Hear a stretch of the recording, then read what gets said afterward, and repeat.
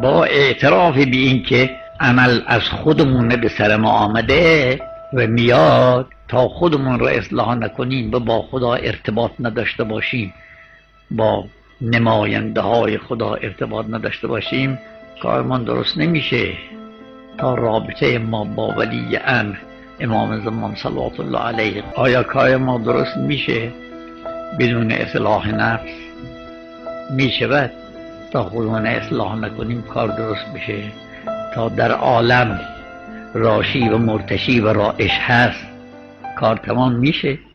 باید همین کارها رو بکنیم، در بین خودمون اختلاطی نشود، آب آلوده نشود، تا گرفته بشود ماهی ها. در بین خودمون فساد از این بالاتر نره. این یکی.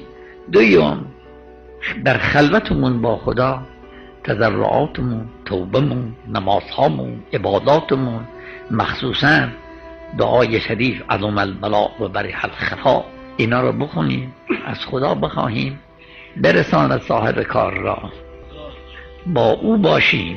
حالا اگر رسون که رسون، اگر نرسون دور نریم ازش، از رضای او دور نریم. او میبیند، او میداند.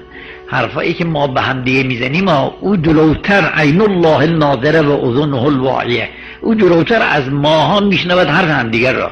بلکه خودمون که حرف میزنیم این صدا از لب میاد به گوش، فاصله ای دارد. او جلوتر از این فاصله حرف خودمون میشنود، از خودمون، کلام خودمون را.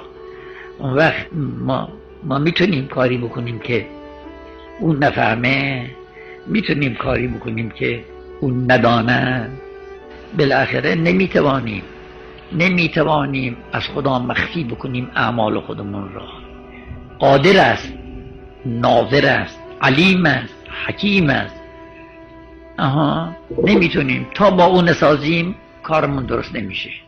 بین خودمون و خدامون در خلوات، از تضرعات، از انابه و از توبه و از طلب توبه، طلب توفیق به توبه دست بر نداریم.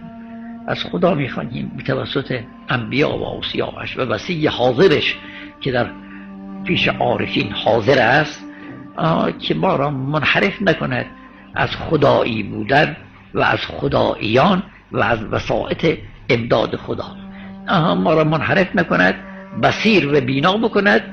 خودشناس باشیم، خودی ها را بشناسیم، خدایی ها را بشناسیم. خلاف اینها هم شناخته میشن اون وقت.